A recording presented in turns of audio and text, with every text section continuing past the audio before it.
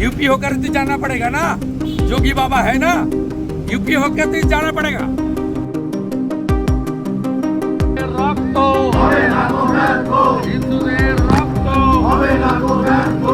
दंगाइयों और अपराधियों के लिए अपने सख्त रवैये के लिए पूरे भारत में परिचित उत्तर प्रदेश के मुख्यमंत्री योगी आदित्यनाथ की गूंज पश्चिम बंगाल में भी खूब सुनाई दे रही है।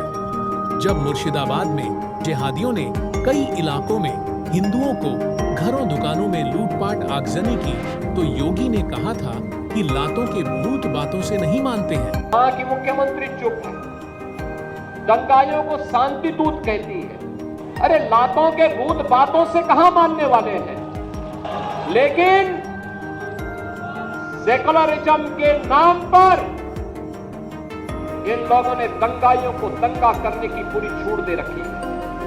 इस पर बंगाल में खूब चर्चा देखने को मिली। सोशल मीडिया में योगी जैसे किसी नेता के मुख्यमंत्री होने की मांग की जाने लगी। हालांकि यह मांग कोई नया नहीं है। योगी मॉडल ही बंगाल के बीजेपी नेता राज्य में चाहते हैं, जिससे कि जिहादियों का फन कुचला जा चुके।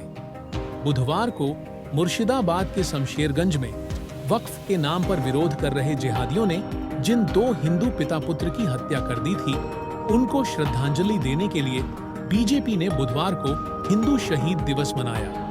कोलकाता समेत जिलों में अपने तरीके के इस पहले शहीद दिवस का पालन किया गया। बंगाल विधानसभा के नेता प्रतिपक्ष शुभेंदु अधिकारी द्वारा भी बीजेपी विधायकों को साथ लेकर शहीद दिवस पालन किया गया।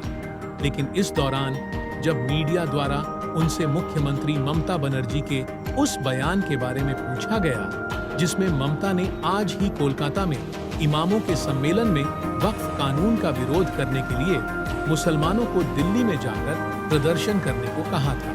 शुभेंदु ने ममता के बयान का उपहास उड़ाते हुए कहा कि इन लोगों को यूपी होकर जाना होगा और यूपी में योगी बाबा क्या करेंगे यह उन्हें समझ लेना चाहिए।